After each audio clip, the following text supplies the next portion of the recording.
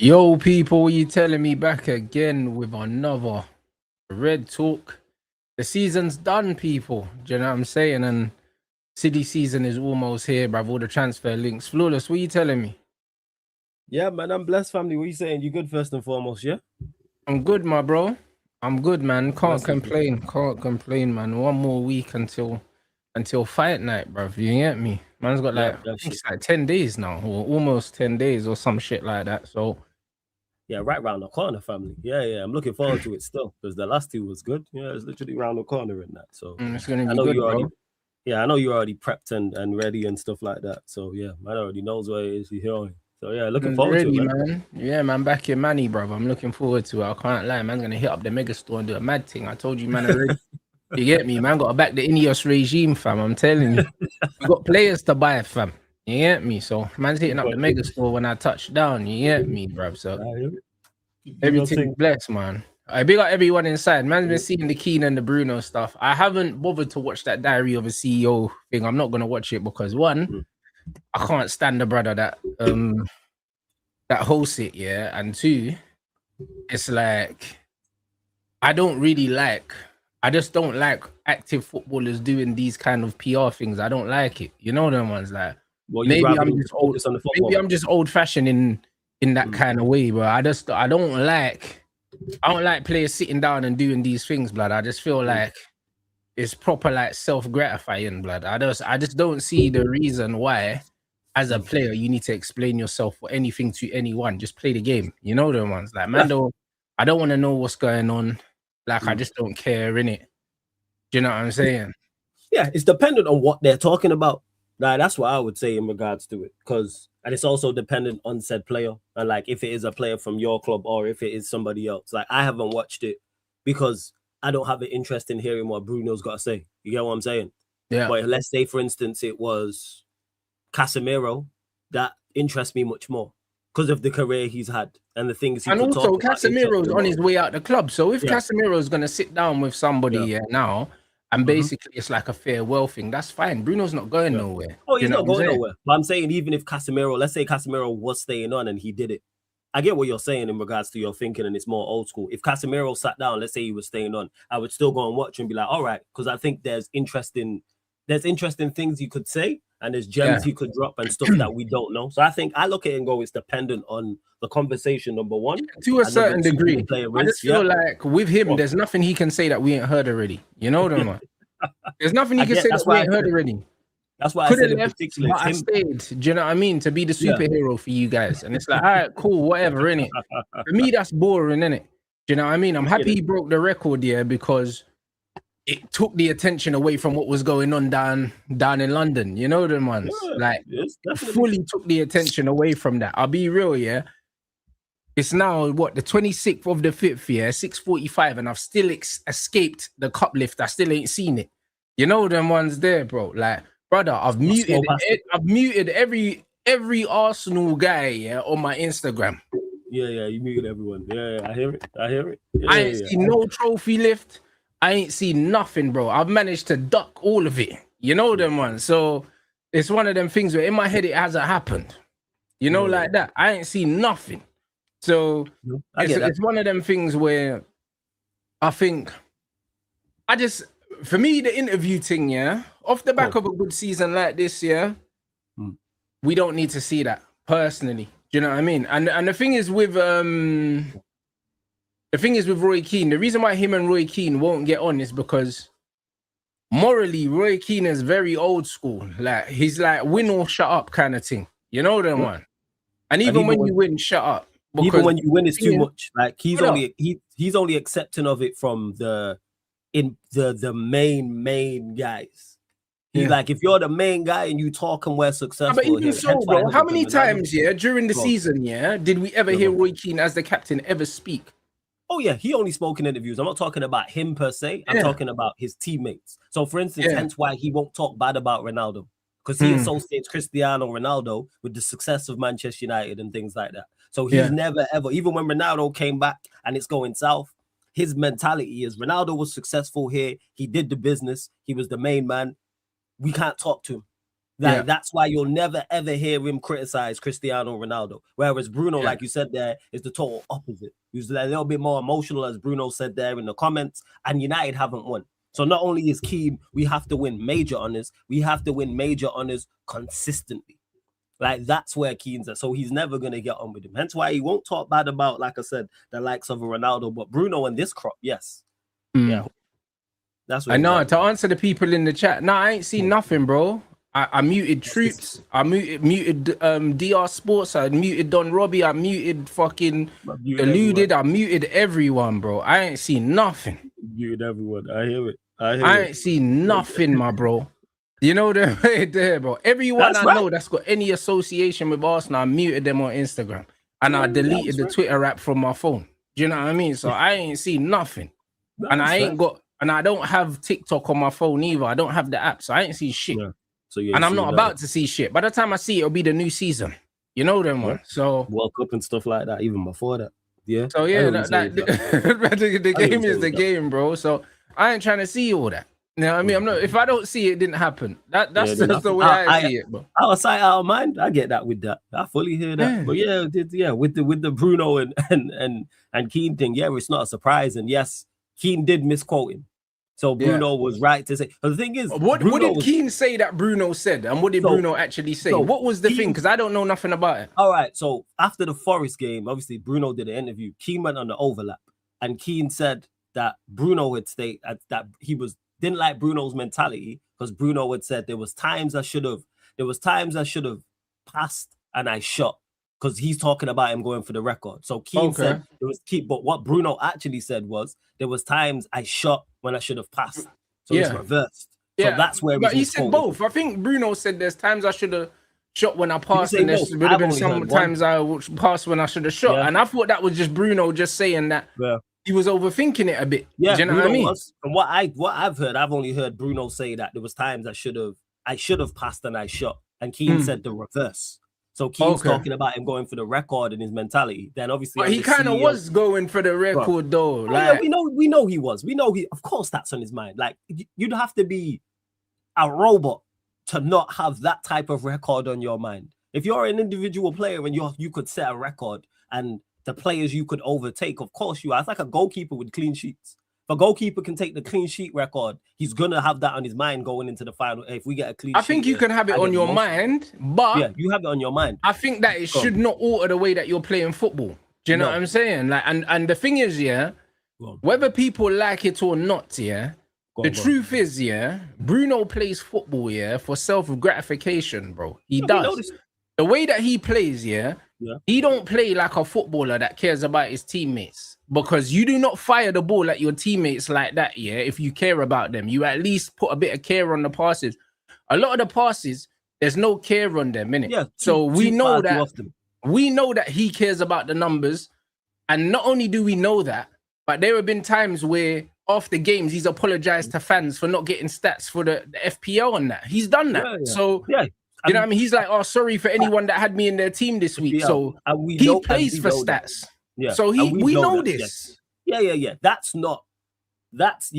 110% correct. That's not where this stems from. Like, we know that. Like, I've criticized Bruno for it. At times, he needs to take better care of the ball. At times, he needs to, when the going's against us, you need to sit in and make it a midfield three. There's times you need to play it simple. Even though he has very, very good things he does in regards to getting goals and getting assists and helping us, it's also on the flip side can be a detriment. But then he's responded on the CEO podcast, and he was actually respectful. Like, he weren't firing shots at Keane or doing mad. He even said, he was like, if you criticize me, Fairs, I don't mind being criticized. Like, that's not an issue, but I don't like being misquoted, which I understand, because if someone misquotes me, that pisses me off. Yeah, it's annoying. It's annoying, bro. I know. I've watched that happen to you, where someone goes, Rants, you said such and such. Saying I said something I didn't say is probably the most annoying thing that you can do, because just I hear it.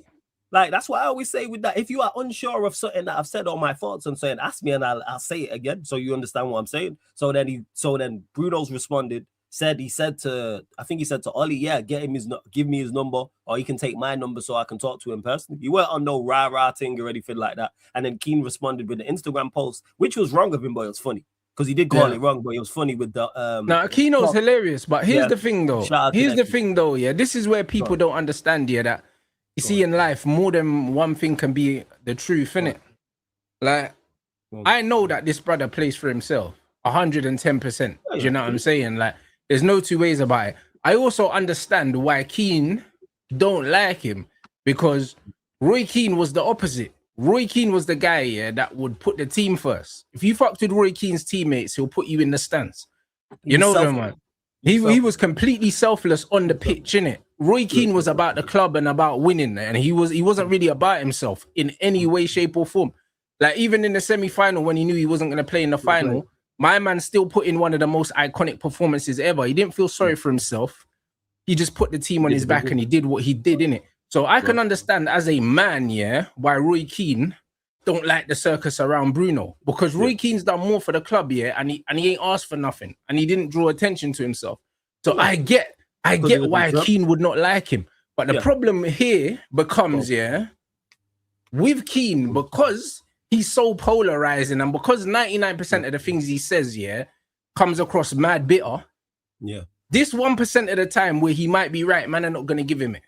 Yeah. And even in regards to that, I think if he would have just said what you had said, I don't think Bruno responds, and I don't think it's a story. I think the issue is because the only thing Bruno responded to, it wasn't anything in regards to him playing for himself and stats. It was the misquoting thing. That's the quote. But now, obviously, it's been blown out of proportion. Now people are talking about what Bruno's done for us compared to what Keane's done for us, etc., and all this extra stuff. Hence why I tweeted just earlier on before about how this conversation has now gone elsewhere, because it's no longer originally what it was about. Like, that's what it is. But I think if Keane said what you had just said right there, Bruno don't respond, because Bruno gets criticized. And Keane's been complimented. No, but I think he still does respond, because I think Bruno's cut from a similar cloth to CR7 in a sense where it's an optics thing, innit? Like, these men do care about how they're perceived, innit? Whereas whereas Keane doesn't. Do you know what I mean? And I think this is where them two are never going to get on. And I understand why Keane probably feels the way he feels, yeah. But again, he's from a different kind of old school generation where these men just went to work, done the job, went home. Yeah, that's it. So that's where it is. Like I said, if he would have, because Keane's been complimentary of him on the past, and Keane's also been critical of him in the past. Like, I always think back to the Liverpool game when apparently he got asked to sub off and all those things, and him complaining and him whining. So that I get it. See, that's funny from there. But like I said, Bruno didn't respond to any of that. He responded strictly to the misquote, and he was like, I don't like people misquoting me and people lying on my name. So, and then obviously Keane's responded the way he responded. And this, I agree with this with King. I think Keane was not wrong to. He should have just admitted he was wrong, but the response was funny. And now we've got this whole different conversation surrounding those two, and it's gone elsewhere rather than the actual issue at hand. So that's my thoughts on the original the original thing. Now all this extra stuff, people are going to talk about like, oh, Bruno, you know how it is. People always got to do too much rather than just saying, hey, you know what? I think Bruno's right and Keane's wrong. Bruno's right, Keane's wrong. Look at what Bruno did for the club. Keane fell out with Ferguson. That's all extra shit. That's nothing to do with it. Focus on what's at hand and what's going on. That's where I'm at with it. Keane a GOAT, man. Like Keane, one of the GOATs. Yeah, but the thing is, for what Roy Keane did for Man United, I will always respect him. You know what I'm saying? For most of his takes, I don't respect them, innit? I don't respect most of his takes. I can't remember the last time I heard a tactical breakdown from Roy Keane. Roy Keane's just out here just giving his personal opinions on shit that ain't got nothing to do with shit. Yeah, because that's that's not his style of punditry. Keane, because Keane didn't play that way. Keane wasn't, all right, tactically what we're going to do is this, and that. Roll your sleeves up, work hard, control the ball, get it into the forward areas as quick as possible to our attackers. That was his MO. That's what he was like as a player. So, and I can separate Keane the player from Keane the pundit. That's 100%. And you have to, bro. Yeah, I don't cross the two. Like, and that's where I'm at with it. Like, Keane's Keane, one of mine. He's the best captain I've ever seen at Manchester United. He was successful over the longest period I've seen, putting countless quality performance, made his teammates better, the club better, and I hold him into regard to that. I don't hear anyone criticizing him for what he did for the football club. Pundit, have your thoughts. I understand what he is as a pundit. If I want a tactical breakdown, Keane's not the guy to go to. He's not the guy. If I want 100%, Roy Keane is there, for controversy and entertainment only. You know what I'm saying? But I think this is why this conversation, is so nuanced, innit? And this is why, it's like a lot of fans are going on that they need to pick sides. You don't need to pick sides, bro. Like KEANE's a legend, for actually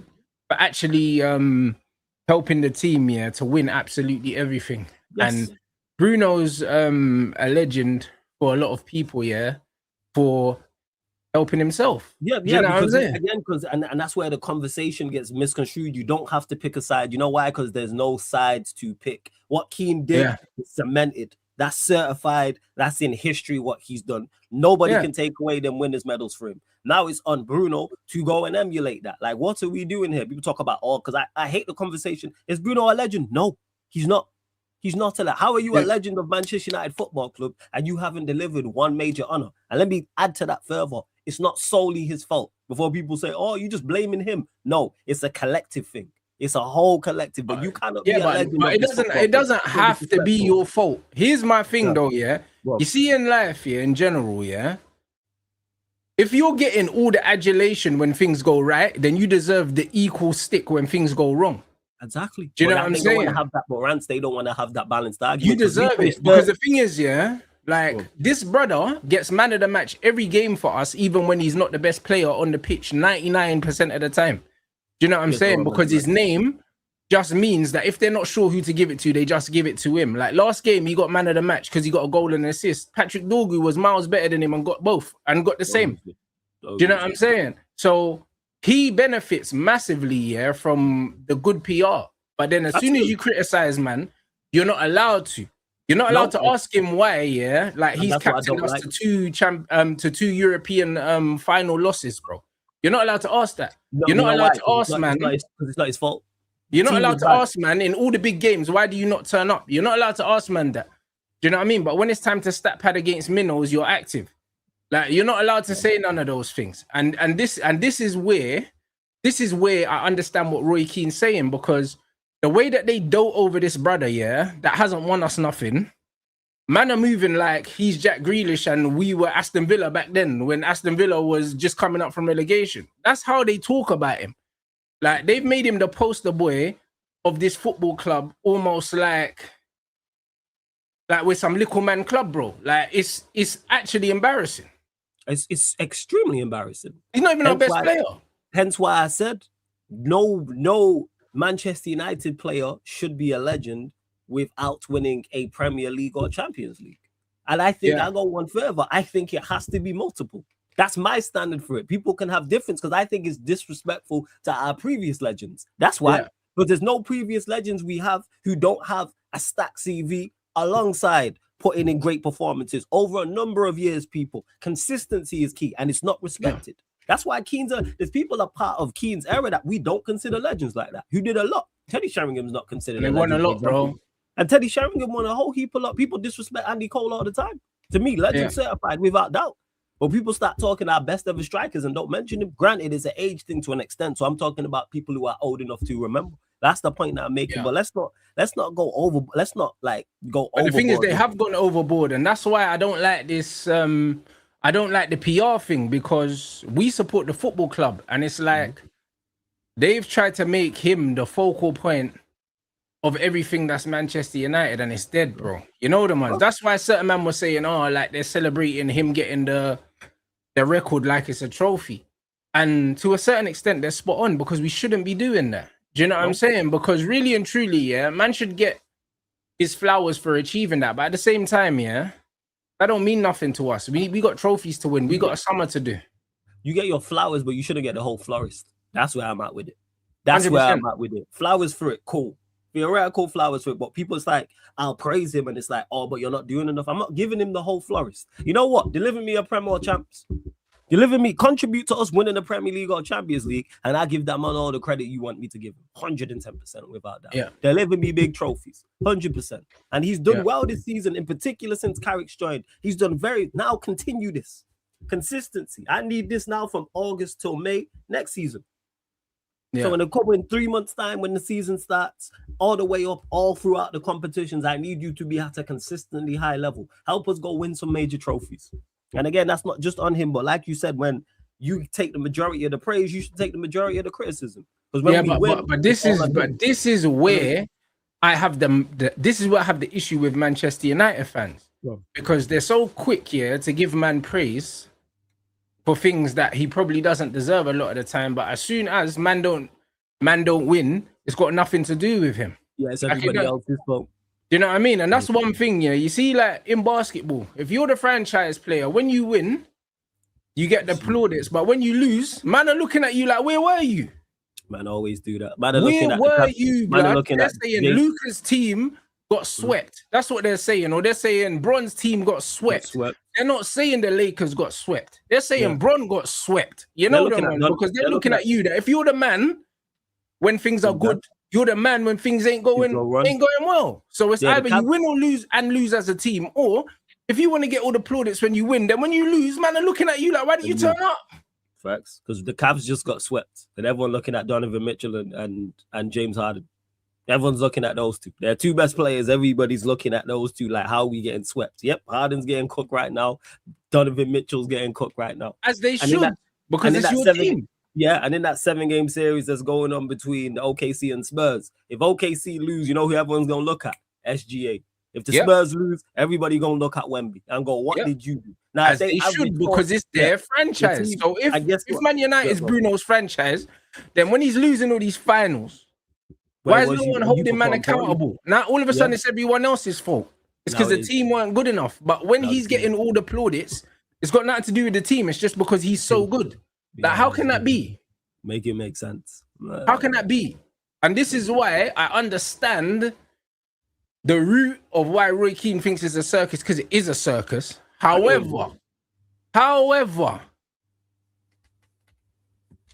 Keno is so bitter, about everything that's happened at Man United Football Club that if we won the league, he would say you're supposed to win the league, you're Man United.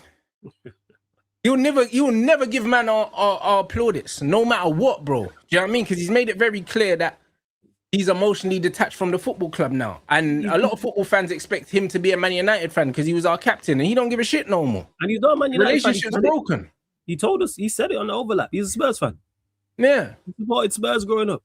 He said he got a soft spot for Spurs. He's a Spurs fan.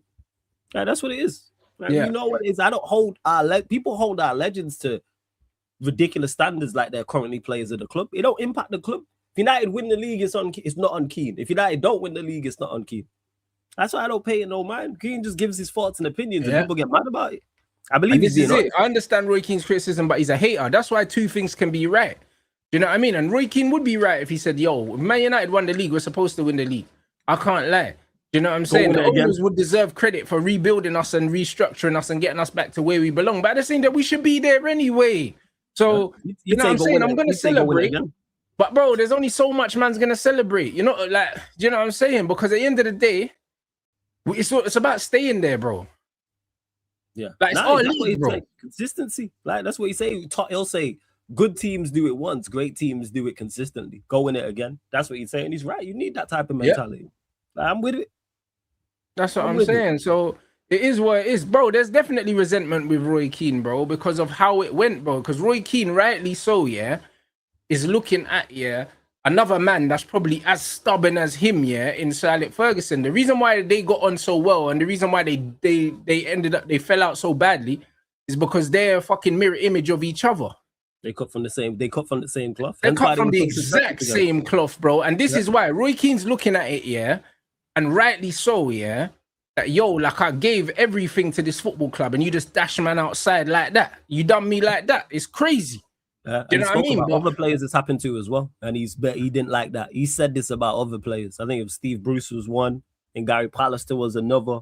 There's a couple players he's mentioned before him, and he was like, "I don't like how that was dealt with and the loyalty and thing." He's big on loyalty. This is what I'm saying. He mentions it goes both ways, isn't it? Because at the end of the day, Keno can say that, and I understand that. Do you know what I mean? But Sir Alex Ferguson, at the same time, he's a brother where he does what's best for himself and he'll do what's best for the team at the time, and he doesn't care how ruthless it is, and that's why he's so successful. You need to be ruthless. If you know that something needs to be done, you just fucking do it, like, and you don't think about how it comes across, bro. And I'm a bit like that. I don't care, like, Do you know what I'm saying? Trust me, Rants, we know. Bro, listen, if We've been I watching have you to for cut off years. my grandma, yeah, because she's been, I'm cutting off my grandma, bro. That we know. Like, it's 100%. that, bro. Do you know what I'm saying? I hear Like, it. if I know something is the right thing to do, I don't care how difficult the decision is, I'm making it. Well, yeah, You know them ones. And the thing is, it was the right decision to get rid of Roy Keane. Do you know what I'm Look at saying? what It we was did the after. right decision. It was the right decision. You know, it could have been handled a different way, and that's where Keane has an issue with it, but it was the right decision. And It was like the you right said, it's best for decision. the team. Because Keane, I think, was he 34, 35 when he did that. Keane would have done that at 24, 25. You know that Sir Alex would have kept him. You know why? Because it's best for the team because of what he can offer. And that's what it is. You got rid of Roy what Keane, and then what did we do? We kept winning. Yeah, you know I think he left in 05. I think it was 2000. Yeah, it was 2005, 2006. Bro, and then Carrick come in, and won 3 Prems, bro, in a row.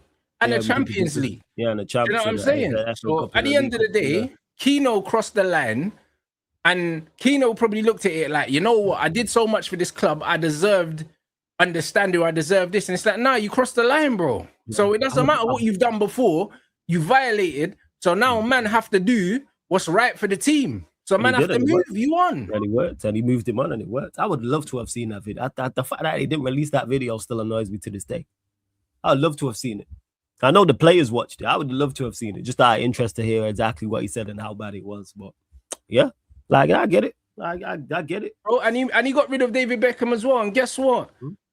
It was the right decision as well. Yeah, you know, that time was right because we was transitioning. He wanted more pace on that side. It was the right decision to get rid of David Beckham. Because at the end of the day, it was right. Ferguson was like, "Yo, man, don't like the circus that's coming with all of this thing, bro. My man driving to London to see his gal and all these things, bro. Fergie don't care about that. Do you know what I'm saying? Man's gal's a Spice gal and that. Man's wearing dresses and doing all of that. Fergie wants these men to get married young." Have youths and stay at home, bruv. Yeah, that's why he kicked Lee Sharp out the fucking out the thing because he was out here partying and getting gigs in trouble and that. Yeah, Lee Sharp was having the time of his life. Shout out Lee Sharp, quality. You see what I'm saying? So Ferguson was like, yo, Ferguson was running a tight ship, innit? Ferguson did what Arteta did when he came in and booted out Aubameyang, bro. When listen, if you want to run something a certain way, and someone is not sticking to the script, you have to move man on. You have to have people who are on board with it. Yeah, 100%. You have to. Yeah. Nah, it's right. It's right. You have to run a tight ship. Keno's exit don't sit well with you, yeah, because you probably remember him as a player. But what man needs to understand is, yeah, he violated. Do you know what I'm saying? When you're the captain of a football club and you're meant to be, yeah, if I'm the manager, you're the captain, you're me on the pitch. So as soon as you lose, the trust or respect of your teammates, you're done out here. Do you know what I mean? As soon as you go out there and you fucking lose the dressing room because you've thrown your teammates under the bus, you're done out here.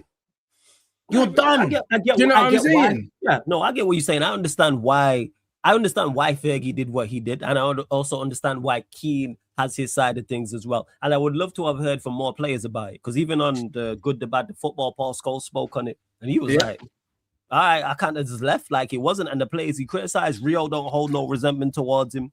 Fletcher don't.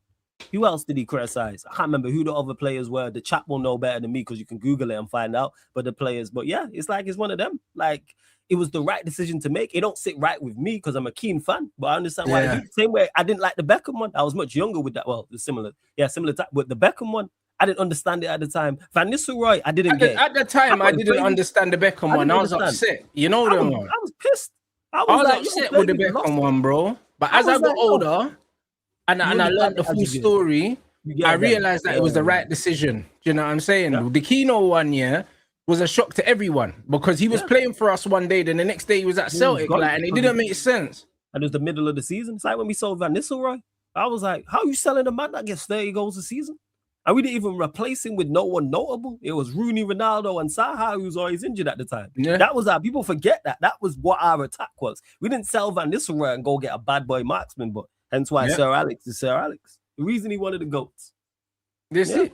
And like, bro, this is what I'm trying to say, bro. Like, he had to go, man. Like, at the end of the day, if you're a principled man, you need to understand that my man crossed the line, bro. And once you cross the line, I have to, in order for me to keep control of the dressing room, I have to get rid of him.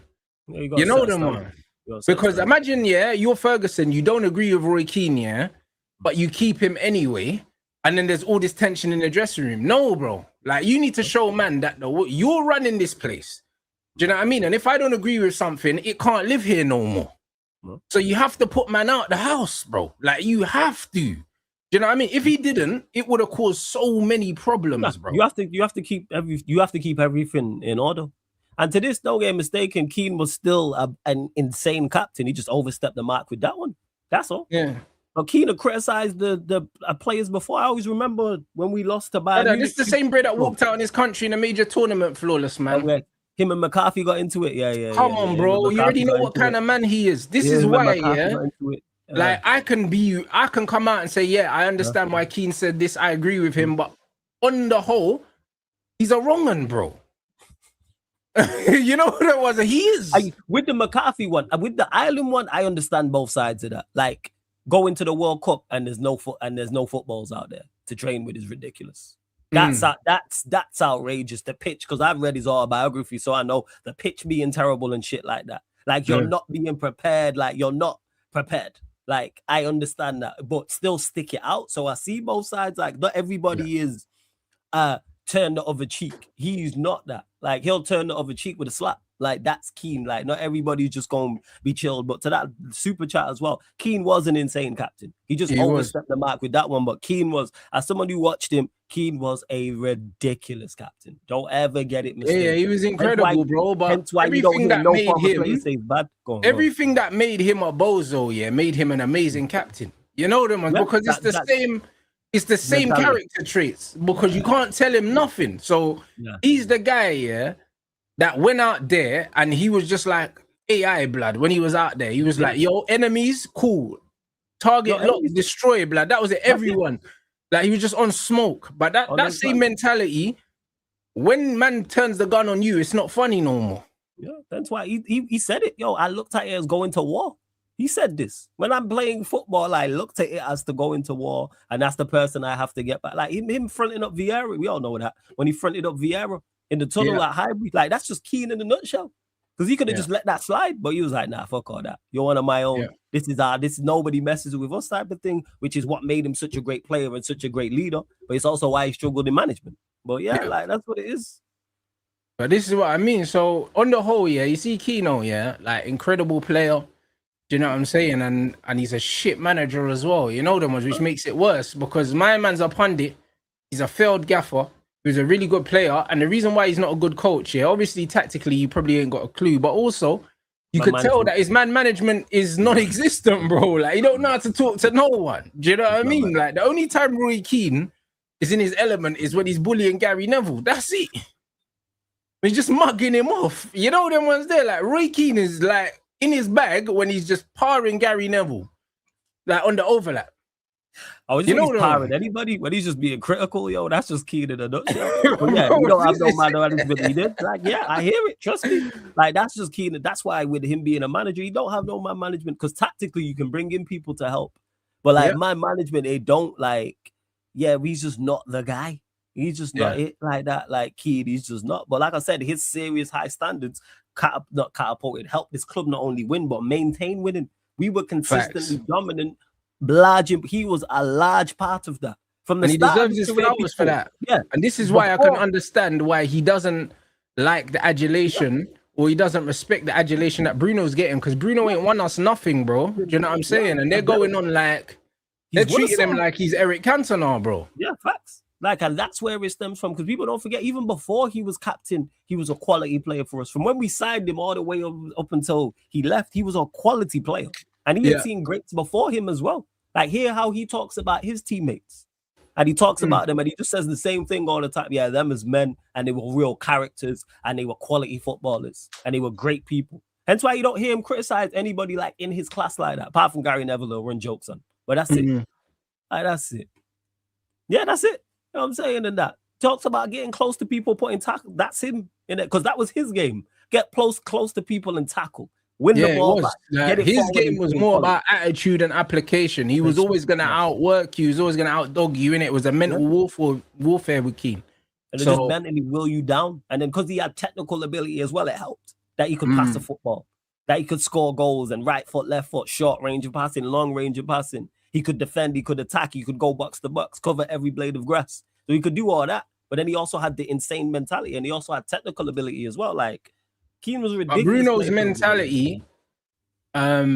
Bruno's mentality is exactly why he was what he was. Do you know what I'm saying? And it's the same with the Bruno Fernandes situation. The reason why he's the player that he is and he plays the way he plays, it comes down to his mentality as well. And they're very two different players mentally. Do you know what I mean? And you'll always win more with a Roy Keane. Do you know what I mean? Like I joke that Bruno's regular season James Harden. Do you know what I'm saying? You know what I mean? And bro, listen, I enjoyed them times with Dan Tony, bro. I enjoyed them. That's some of the best basketball. That's some of the most enjoyable basketball. You know what's crazy? You know why that's accurate, Rants? Is because James Harden be out here turning the ball over like Bruno does. I think there's a stat. I think Skip Bayless said it. James Harden, he has. I think he's got like 40 plus games where it's more turnovers than points in the playoffs or something like that. You see what I'm saying? Crazy. Brother, some of the most enjoyable basketball regular season Houston James Harden, bro. I'm telling you, and that's Bruno Fernandes. You know what I'm saying? And that's just what it is, bro. But when it matters, you ain't got nothing for me, innit? Yeah. And this is why I can only hold you to a certain level because you haven't shown, that you can do it when it matters. And the thing is, even when you get all the adulation, like I struggle to remember many games where man can actually say, objectively, you're the best player on the pitch today. Very few and far between when it really matters. Yeah, because most of the time you're not the best player on the pitch, whether we need you to be or don't need you to be. You might be the guy that walks away with the statistics, but you're not the best player out there. Yeah, 100%. Because like even when you look at our better games, like let's say City and Arsenal, you contributed, you was good in those games, but you weren't the best player.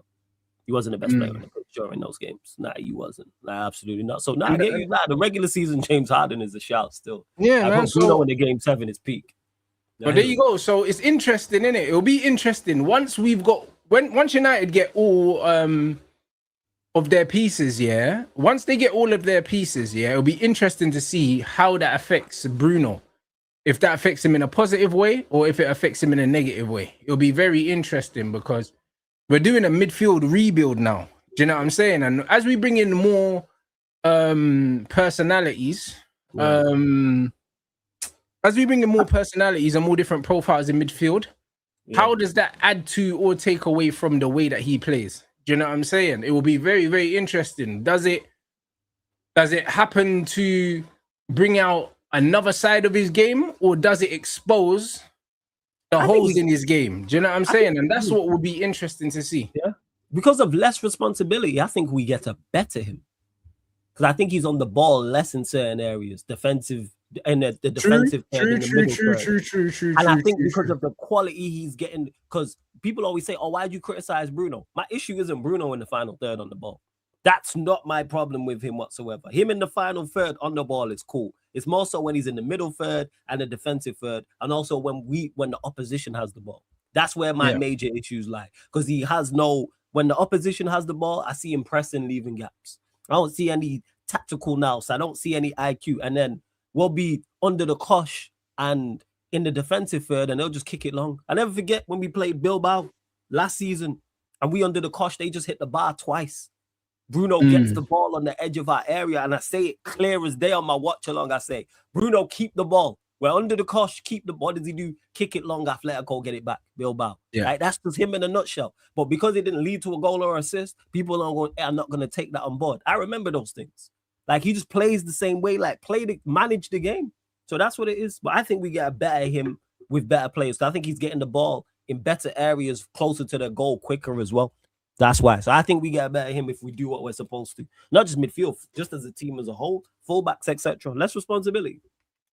But we'll see. It'll be interesting to see, innit? Do you know what I mean? Like, I'm not completely sure, innit? Like, I'm not completely sure. I said the same thing when we signed CR7. I think with Bruno, I think the onus of the team has to be heavily on him, to get the best out of him, bro. I believe he's a player that I think he has to be a player that you play for to get the best out of him because he's so one-dimensional. Do you know what I'm saying? Like what he does really well, but there's a lot of things that he doesn't do well. So I believe that in order to get the best out of him, you have to give him the freedom to basically do whatever he wants in it. And we saw when CR7 came in, he didn't have that freedom and it vanished. Yeah, you know what I mean? So I think once we build this squad and we bring in the rest of the midfielders, it'll be interesting to see how Carrick sets us up. Does he still set us up in this 4-4-2 with Bruno as a striker, or does he expect him to be a bit more structured and play as a midfield player? I think the latter. I think he goes with the latter with the 4-2-3. I think he expects him to play a little bit closer to the two midfielders, whoever they are, and have a little bit more control. That's me guessing just because of how Carrick was as a player and how he seems to manage. Like that seems to be. I think he was a controller, so him wanting control as a gaffer makes sense. So I could see that with more midfielders, maybe a fullback, maybe a centre back, and just better talent overall. Yes, I'd expect Bruno to be a little bit more of a midfielder rather than just roaming. So, yeah. Well, we'll see. And that'll be interesting, but you know what it is, yeah? I think in general, yeah, any outcome is positive for Man United because the better the players we get, the better we can only get as a team, regardless. Whether that takes away from certain players or it doesn't, it don't really matter. Like, do you know what I'm saying? Because we definitely need these profiles in midfield to come in and pick up the slack because what we can definitely see, is that, bro, like when you look at goals conceded for Man United this season, and even though a lot of it's not on Michael Carrick because it was under Ruben Amorim, it's too many. It's way too many. We conceded more goals than Brighton and Bournemouth, bro. Yeah, we conceded 50 goals, which is way too many. Hence why I expect, like you said, that's not Carrick's fault. I'm expecting that to drop and that's down. a midfield issue. Yeah, that is a major and a structure issue because, again, I've said it. When you look at our defenders individually, look at what we lined up with against Brighton. It was Martinez, Maguire, Shaw. To be brutally honest, I don't want any of them starting next season. Yeah, I don't want any of those three. That's what we went through. The only one of them that I'd be like, all right, cool with starting on a regular basis next season is Maz. That is it. Them other three, no. Like, I think we've missed the trick. Granted, it might happen, but to me, go get a left back. You go get a centre back. And then if Martinez is there, the centre back we signed has to be better. Like Varane was better than him to get the best out of him. And then a better left back and better midfield structure to then get more out of it. So I expect the team, I keep saying this, people keep talking individuals. I say it all the time, I want to be a better team. Oh, why are you so critical of Bruno? Why don't you like such and such? Because it's about the team, not just individuals. Bring me a better team. And then we're much more likely to be successful. So we'll see what happens. But hopefully we do the business in the window, which I expect us to do. Yeah, 100%. I think, and yes, Maz was really good against Brighton, bro. He was getting forward as well, bro. That second goal was incredible, man. Do you know what I mean? Ahmad's footwork for that, was very good. Ahmad, like I said a million times, Ahmad is a player, because he doesn't rely on physicality, he needs players close to him for him to combine, didn't it? And when you get players close to Ahmad, you see the different gravy, bro. And this is why when Ahmad played as a wing back under Amorim, because he had Brian near him all the time, this is why he looked so good. Do you know what I'm saying? It's not because he can't play on the wing. It's because he needs players in and around him, bro. And that was beautiful, man. It was a great goal. The Mount layoff. Yeah, the Mount layoff. Yeah, it was, and that we could capable of doing that. But yeah, Tamaz, he's consistent. I trust him. Play right back, left back, or he played centre back with Heaven at the Bridge. Granted, Chelsea ain't the best, but I seen that and do I trust him? Yeah, because it's Maz. Like he's just consistently 7 out of 10. Maz's quality as well. Defensively, he was brilliant, and attacking wise, he was a lot more progressive than we're used to seeing. Yeah. That's why I don't criticize him. I'm like, yeah, he's calm. It's just the rest. And it's like, again, like the Bruno situation, like all our players, the better the team gets, the more we see from them. Like our attack delivered this season. I'm expecting more from our attack. They more than delivered this season, bro. That's what I'm saying. Like, I expect more from our attackers because I think we'll be better. I've been saying, let's say we go sign Lewis Hall, for example. I think that we get a better Cunha on that left-hand side with a Lewis Hall. Because he's got someone overlapping and someone to link up with exactly. But yeah, that's just me. Yeah, 100%. And yeah, that's it. It is very similar to Sancho. Like, you can't have these players isolated. And this is why Sancho got shagged as well. You bring in Sancho, who's a give and go player, and you want to play counter-attacking Ole Gunnar Solskjaer football. Like, it was never going to work. This is why you need to understand people's profiles. This is why Patrick Dorgu, like I keep telling you, man, whether you like it or not, yeah, modern game, he's a modern day great of a fucking attacking winger, bro, because he's a physical, he's a physical anomaly, bro. He's one of the most physical players in the league, bro. He's straight Wakandan power, man. Bro, it's vibranium. Nuts. That's what he is, man. Do you see the way he ducked down Weaver when the ball went over the top, and he just breezed past him? I'm like, that's what he's. But this guy has strength. He has balance. He has pace. He has everything. And bro, man, back that header was some mad header, some bullet header, you know. This guy is a physical specimen and a half, bro. Do you know what I'm saying? Like you see when man talk about Semenyo's physicality, he's got the physicality of Semenyo, yeah, but way more agile. You know what I mean? He ain't got nice balance. Stiff power. Like he's actually nice balance. Agile, but he's mad. He's strong and explosive, just like Semenyo, bro. Yeah. He's got nice balance. That's what he's got. He's got nice balance and he can play left. I've said it before, man. I look at him, he's IC3 Park. You know what I'm saying? And that more physicality, less tech. But he can be very, very useful because you can play him left wing. But that's what I mean. But it was the same with Nani, bro. Like you use him like that. You use him as a winger that can service both wings. He got his assist from the right wing. Do you know what I'm saying? And he was causing problems down on the left wing, bro. So you use him as a player that can play on both wings, but he's not the first choice most of the time. No, because he'll do something a lot of modern day wingers don't do, spinning behind, and he's not a give and go. He'll just run in behind. Most wingers, even if they want to spin in behind, they'll get the ball, pass it, and then get a 1-2 and then spin. He'll just run in behind. Like you need that because it stretches defenses, which then allows more space for your attackers. Defenders never want to face their own goal. Anyone who's played football at any level. You played right back, left back, centre back. One thing you don't want to do, defensive midfield, is be facing your own goal. You don't want people. I hated it. I played as a DM. 10s that ran in behind, hated it. Still hate it to this day. It's a nightmare. It's like shit again. Rather you go to feet so I know where you're at rather than spin off me. So yeah, man, I'm a fan of you. Ain't no fullback, man. Go sign a left back. But that's what I'm saying, bro. He's an attacker, bro, and he's not only is he an attacker, but he's a cheat code because he puts in the same amount of effort defensively as he does offensively. So he gives you something a lot of these new attackers don't have, because most of them, man, only want to play up to the halfway line, and they don't want to defend no more. They don't want to do nothing. Yeah, they don't want to defend. And he scored a header from a set piece, so he's showing that he's an aerial threat as well. And he should be. I think he's like 6'1". It's like, he's not small. Yeah, he's like 6'1". And you know what? That's something that KEANE does over that side as well. I think gets underrated. Is his defensive prowess. KEANE gets stuck in, man. Yeah, KEANE does like when he was barking at, was it Ghana or something? It was Ghana or Everton player. I can't remember who it was. The child guy. But yeah, like I'm a fan of Dorgu, but he ain't no foot. Hey, brother, man said Semenyo was a far better finisher, bro. When I see Dorgu go for a shot and it goes out for a throw in, then we can have the conversation, innit?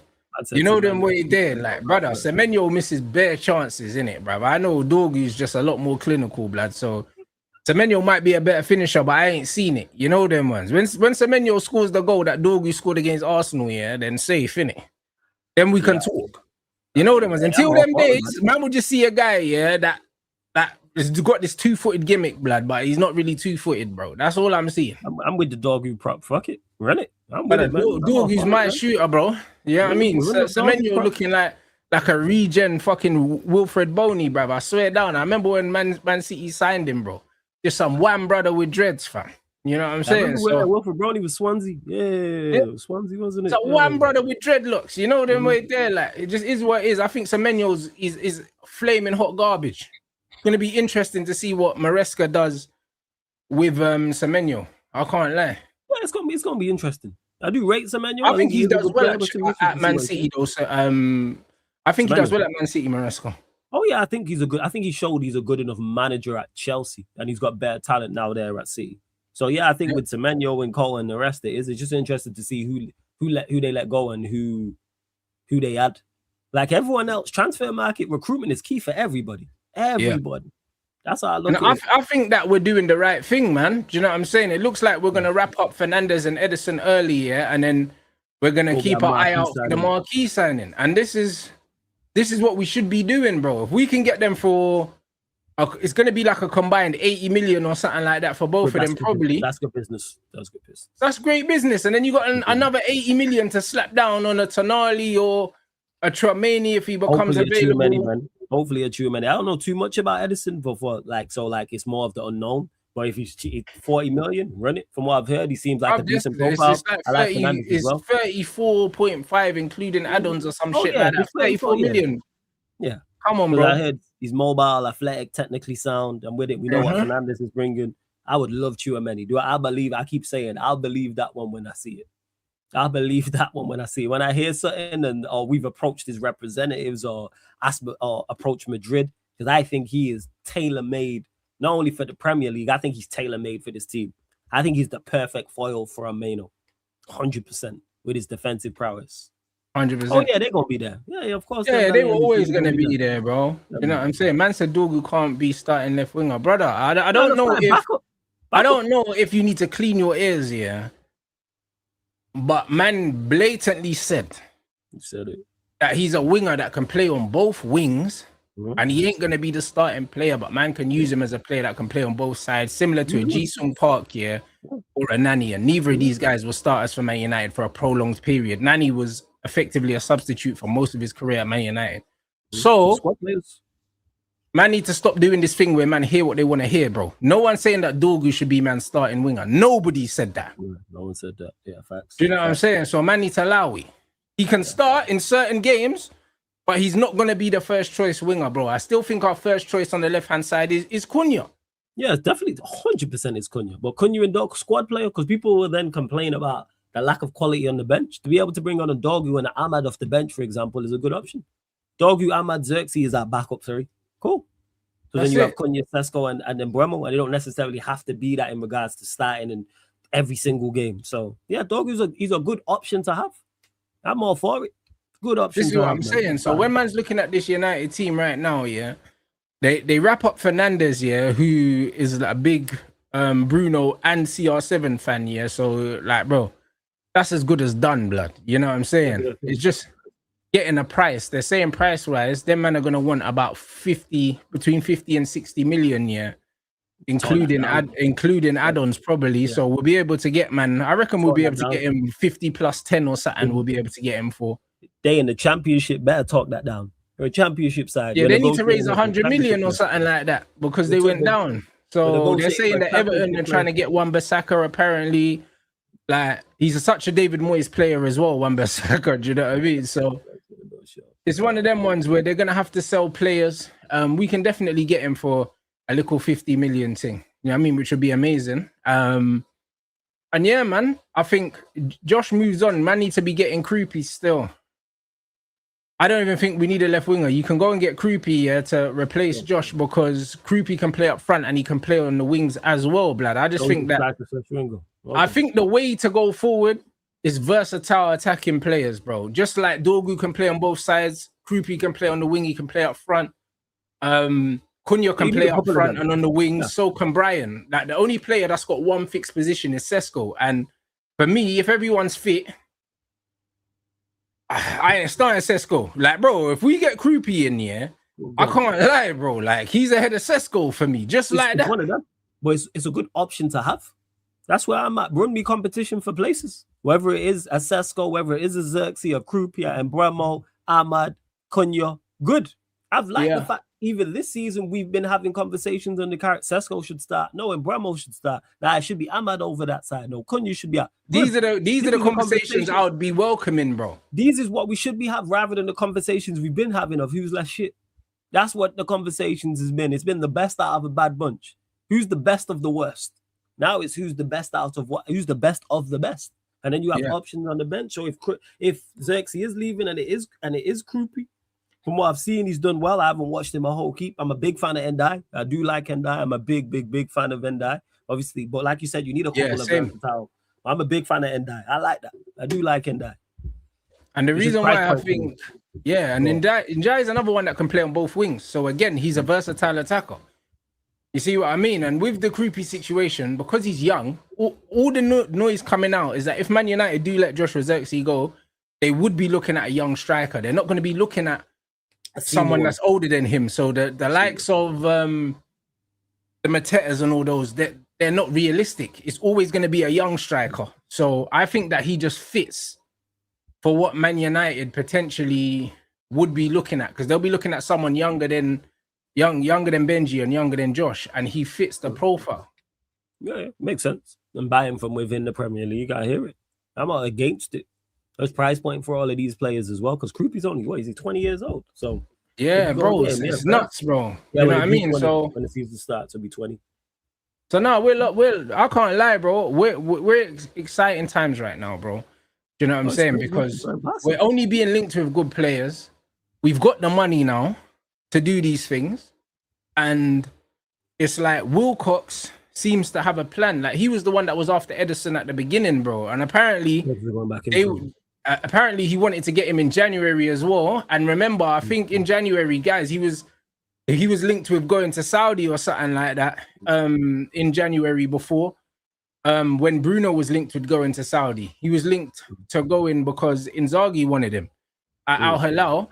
And then before that, he was linked with us the following, the previous summer as well. So when you look at the players that Wilcox has brought in, literally, yeah, I believe that the Ugarte thing was do an agent a favor thing for George Mendes. I don't believe that Man United wanted Ugarte.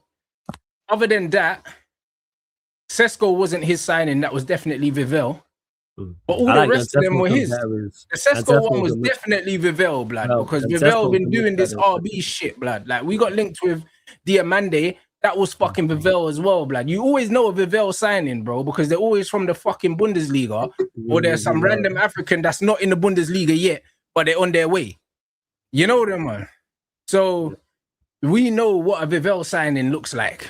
Do you know what I'm saying? So I can't lie. When you look at what Wilcox has actually done, Wilcox got us the two obvious Premier League attackers, which made sense.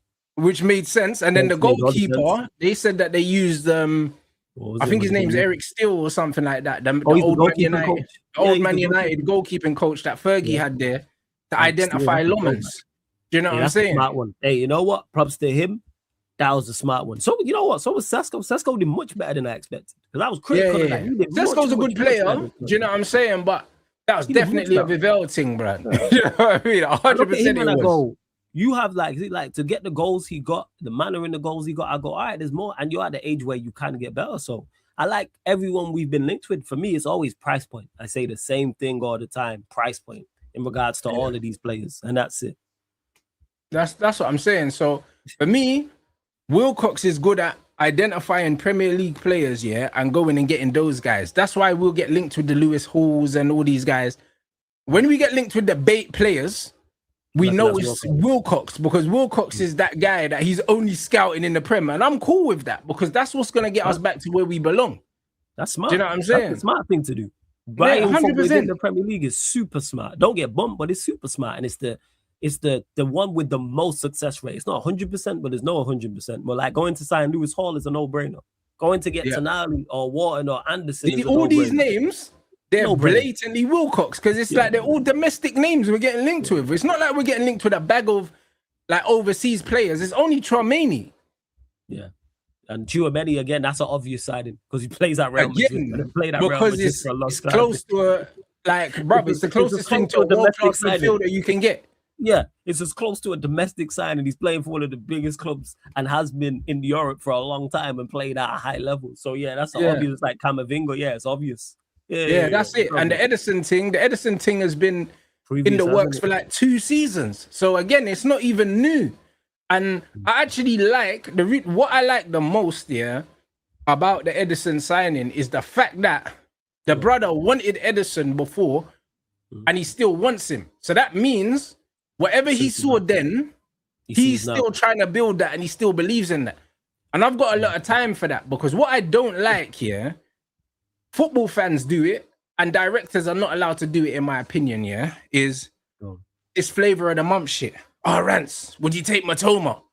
You know them ones. Like, and then what? 6 months later, you don't want him no more. Well, you want someone else. You know what I'm saying? Flavor of the month signing now. And that's the problem with football fans, bruv. They got their favorite player. for 6 months. Do you know what I'm saying? Same with Belabor, same with Justin Kluivert, all these guys for 6 months. Would you take Kluivert? Would you take Kluivert?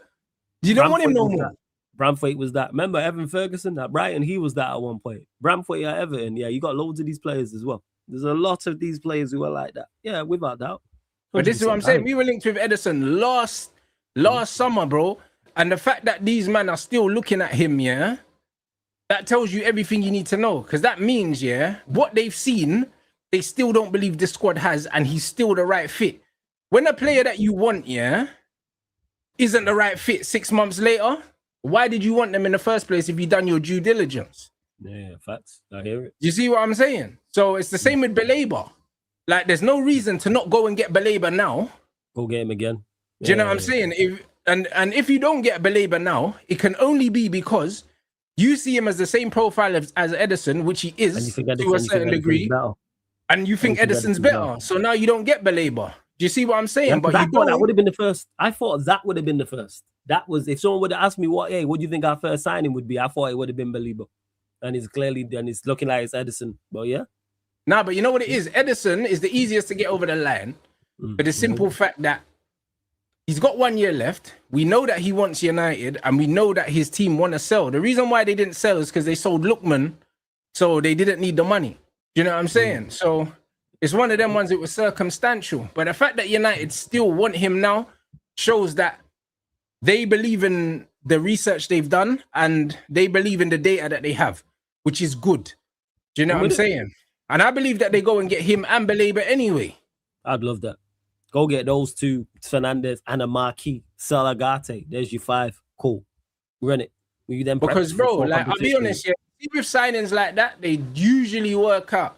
I remember when Klopp wanted Van Dijk, couldn't get him, waited a year, got him the year after. And then he got him, yeah. We wanted Ruud van Nistelrooy, he got injured. Fergie was like, don't worry, man, will wait and we'll come back and sign you after. We didn't just go and sign someone else. Do you know what I'm saying? Because Ferguson believed in what he saw in Ruud van Nistelrooy. And when you believe in what you see in a player, that don't change just because another player is having a good season. You see what I'm saying? That makes sense. You believe your data and your eyes don't lie to you. You've scouted this player for a reason. So therefore, you go back and get him, which makes sense, rather than someone else, unless another option, like you mentioned with Ederson, is of a profile who you think's better and maybe cheaper. Yeah, 100%. And obviously, profile doesn't change over the span of a season, but you'd be a fool to have not been skeptical of Belabor after this season, not to mention not good enough midfielders pocketed him. The thing is with Belabor, yeah, there's loads of different things. Obviously, there's the United link situation with Belabor. There's also a slight change in what he's been asked to do at the club. There's loads of different things, bro. But every time I've actually seen him, he hasn't looked shit, bro. You know them ones. He hasn't looked bad, bro. It's just that some of the times he's not starting for whatever reason and all these things. But I think that Belabor's head's not in it, bro. Yeah. And he hasn't played well for Brighton, and that is concerning. But what I would say with the Brighton side of things, I mean, with the Belabor side of things, I would use him how Brighton use him. I'd have him as a squad player. I wouldn't bring him in to start week in, week out. Yes, I'd have him off the bench. And yes, I would have him in certain games, in certain instances for certain situations. That's all. And they'd get him at a cheap price. You tell me you can get Belabor for 50, 60 million, run it. Yes. At the age he's at 110%. But this is what I'm saying. He's been asked to play a lot deeper now and do a different job. Do you know what I'm saying? And he's obviously not really happy with it. So the manager's choosing to use someone else. I don't think he's not playing because he ain't good enough. Manager's asking for something different. Yeah, I hear it. You know what I'm saying? So it is what it is, man. He needs to be at a better team, bro. He's better than Brighton. That's one thing we know about Belabor. Do you know what I'm saying? And he's very young. He's Premier League acclimatized. He ticks all the boxes, and he adds, a certain level of dynamism that we don't have. Do you know what I'm saying? So there, man. He's that physicality. Wakandan power, man. Said it before, I'll say it again. You need that in your midfield, man, especially in the Premier League. Yeah. He has much needed athleticism, pace, power, and strength. We do not have in this side. So if we were to get him, I'd go get it.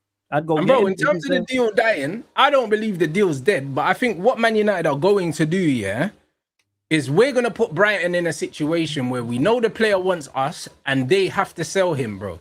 Because it's easy to do that from a position of strength. Man United's position of strength, We got is other going options. and signing Edison, yeah, going signing Fernandez, and then saying, listen, we don't need this you. So either you can give him to us on our terms, or you can keep an unhappy player, one or the other. And then they come back with a more reasonable deal. Do you know what I'm saying? Because all this, them man are talking Caicedo money. That ain't gonna happen now. Yeah, Do you know what I'm saying? Yeah, they were talking 100 plus M's. Yeah, forget all that. Half that.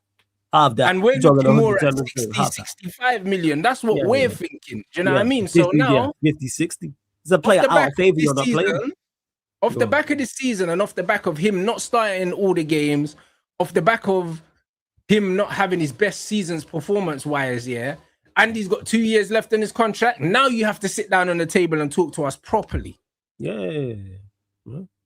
That's what you have to do. Do you know what I'm saying? So it's one of them ones where I believe that we end up getting him for a good price because we're not desperate. Yeah, we're, like you said, we're the A side of negotiation. Where if you go get Edison, you go get a couple of them midfielders. It's like, all right, keep an unhappy player then. Where his value is just going to keep diminishing and going down. So yeah, I would fully sign him and utilize him as Brighton do. I keep saying that. Squad player. That's how exactly how I would utilize this player. That's why I say, you know what, it's 50. I think that's what we'll get him to do, bro. There, but it will happen later on in the window. I think we secure Edison and Fernandez first because West Ham have gone down. They need the money. These men know that they're gonna sell Edison now because he's got 1 year left. If they don't take money now, he leaves on a free. He only wants to play for Man United. They're saying that Man United have already agreed terms, and what Man United have done very well under Ineos is they've agreed personal terms with all the players before they've gone to the teams, bro. They've done it with everyone. Yeah, and that's the smart way to do business. It's the only way to do business because then a team's keeping an unhappy player if they don't sell him to you. Yeah, facts. Yeah, we're not. Do you know what I'm saying? Utilizing from a certain situation. I'm just trying to find the info on that Edison thing, but go on, carry on, fam. So this is what it is. So Edison, like 5-year deal, get that shit done ASAP, and that also means that we can open the door and let Ugarte go early.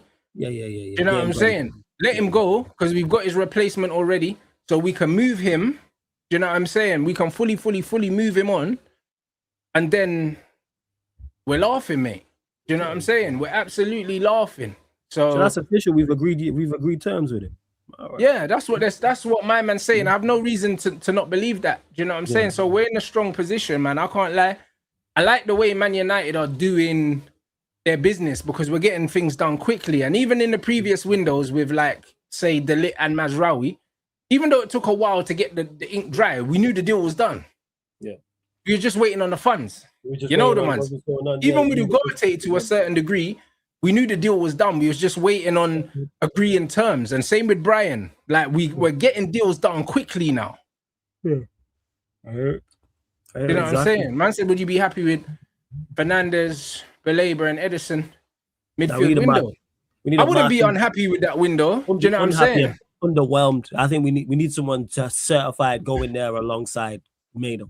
As much as but if that, you know what it is, yeah? You know what it is? I started looking at these graphs and some of these metrics on the players, yeah, so I could get an idea of the level they're performing at. And you know, Mateus Fernandez is his actual underlying metrics are level, like, up there with Anderson's, bro. Like, that's the kind of season he's had. Like, in terms of the level of player he is, yeah. Like, he's that level player. Like, when you actually look at what he's doing in games, yeah, he's performing at that level right now. And you know what's funny? People see Anderson as a tier 1 player and see Fernandez as a tier 2 player. But actually, in terms of what they're giving their teams, he's the same level as Anderson. And this is why, yeah, again, it's important to watch football and understand football and not just go on hype. You know them ones? Because when you go on hype, then I think my camera's overheating. When you go on hype, yeah, go on, carry on. You start thinking, yeah, that actually Anderson's a level above Fernandez, but he actually isn't. You know what I'm saying? Yeah, Anderson falls in Anderson's good enough to come in at Man United. I mean, Fernandez is good enough to come in at Man United and start now. That's how good he is. See, I've not seen enough of him to state that. Hence why I would want someone who is established. I've seen, not seen, but established. That's the key word. So, for instance, a Tonali, for example. Like that's where that is. Like this isn't a bad window, but I look at it and go get that marquee. And when I say marquee sign, it doesn't necessarily mean expensive. Don't go spend 90, 100 million plus on any of these midfielders. I don't think any of them are worth it. But I think a 100%. Tonali alongside a Maino with that, that's how it would work. So with this window, it'd be good in regards to the midfield options, but I feel like we've missed the trick from elevating again. That's what that is. Because Fernandes from our team is good. Yeah, Baliba, I've waxed lyrical about him, but starting though, Edison's the other one I'm not unsure of as well. Rants will be back in a second. What you lot saying in the comments? Yeah. 1 second, bro. 1 second, 1 second. Yeah, do your thing. I'm just in the comment section. Yeah, what you lot saying, man? 80 million top. Yeah, that's what I'm saying, Christian. I see what you like in regards to it. I'm not with the 90, 100 million plus on any of these midfielders. No, and when I say that, the marquee ones, but go get like a Tonali in regards to that. Alongside this, what Adrian said on the screen. That's where I'm at. And yes, run up the lights like Certified said. BR123, big up TTM also. Obviously, I don't really be checking it. Shout out my brother Sai in the cut as well every single time. Fernandes ran the show versus Arsenal. That missed aside. Yeah, I hear it. But like I said, him alongside Maino, I would have my reservations, is what I'm saying. Edison, a third option is calm. I'm with that. Is it official, people? The 5-year deal? Right now, I hear you on the Tonali thing. I've said that, like going to get a Tonali. Like if it's Tonali alongside these three, I go yes. Like someone just certified in there who's established. That's what it is. Matthew, big up every single time as well. Think maybe he does come in, but you want Fernandes to come into rival Maino. You do that, yeah. Fernandes is tacky. I just think defensively is how I'm looking at it in regards to that. From a defensive standpoint, a little bit more steel. The deal that United have agreed terms, 5-year deal with Edison. That's what I'm asking you lot in the chat. Man said, Baliba, Matty, Fernandes, Edison, Lewis Hall, Krupi, run me that, I'll take it. Run it, but I just feel like we missed the trick. That's all it is. Is Tonali that good to miss out on Lewis Hall? They won't sell us both. No, I'd prefer to go and get Lewis Hall over Tonali, but you could go and get both. Big up Hamzino. It's all going to, because Lewis Hall wants out. So that makes that an easier deal to do. Yeah, facts. Makes it an easier deal to do. So that's what I would say. And that is a must. I wouldn't say he's a must, but he's definitely an option. I wouldn't say he's a must. Yeah, I wouldn't say he's a must, but I would like to get him. Do you know what I'm saying? But we can get creepy. Yeah, like Jeff said, yeah, both of them, man, in regards to Tonali and Lewis Hall. Go get both. That's what I would do, man. It's Newcastle. Treat Newcastle like they Newcastle. They're not Real Madrid or Barcelona. Like, 100. Nah, we for the right price, we could get both of them. Yeah. But the one thing I would say is that I think adding more goals to the team, yeah, we've seen what happens when we add goals with Sesko, Mbeumo, and Cunha. And then if we add more goals with Krupi, yeah, I think we can actually really attack the league, bro. Do you know what I'm saying? Like, we can attack it because, bro, we only scored a couple less goals than Arsenal, I think. Do you know what I'm saying? Two goals less, I think, or 3 goals less. That's what I'm saying. And if you go and add somebody that's capable of scoring double figures goals in the league again with Krupi, yeah, you're fucking laughing, bro. I can't lie, bro. The thing is with Njai is a great profile, but he don't get goals, innit? And even though I think that he will score goals at Man United, Krupi's a guaranteed marksman, bro. He showcased what he can do. Yeah, because I trust our attack. It's the defensive side of things is what needs improvement, and not just the individual defenders, but I'm talking about as a unit. So yeah, I get what you're saying with that. Like, if you can add an attacker, but attack is the least of my worries. Midfielders and defenders is much more of a priority to me. Midfield first, defenders second. That's how I'm looking at it. Like with the midfield, we need multiple. I think we need multiple defenders as well. Because like I said, like fullback with Shaw, no. I've already given my thoughts on the low, no. I like Maguire, yeah, he can be a squad player, but starting week in, week out alongside Martinez, that ain't it, man. That ain't it. For what we're trying to do, that's not it. Go get a certified centre back, whoever that is. There ain't really anyone that I look at in the market like that, though. But I always say. No, I hear it. But yo, people, run up the lights, people. You already know what time it is, man. Over 1,300 in here. We ain't got the 600 lights target. We got Band Sports Ooze in 5 minutes, so man's gonna redirect to that. What you got coming up for the rest of the day, my bro? Yo, first and foremost, big up for having me on the platform as always. I appreciate you, Rants, every week getting to chop out with you. So blessings for that, man. And yeah, people back live 11:30 p.m. United City show, back with my bro Vader. So talking all things United, talking all things City. And then following that is game 5 of the OKC Spurs series, people. So obviously that's at 2 apiece. So Sarcasm City TV on YouTube, Sarcasm City TV Extra on YouTube. Please subscribe to both as well, man. And follow me on all socials, man, at Yes It's Flawless, people. At Yes It's Flawless. Come on, people. You already know what time it is. So make sure you get the lights up, man. You know what I mean? We're redirecting over to Bant Sports Ooze, people. You know what I mean? So make sure you drop a Rants raid in the chat, and I'll see you guys on the show.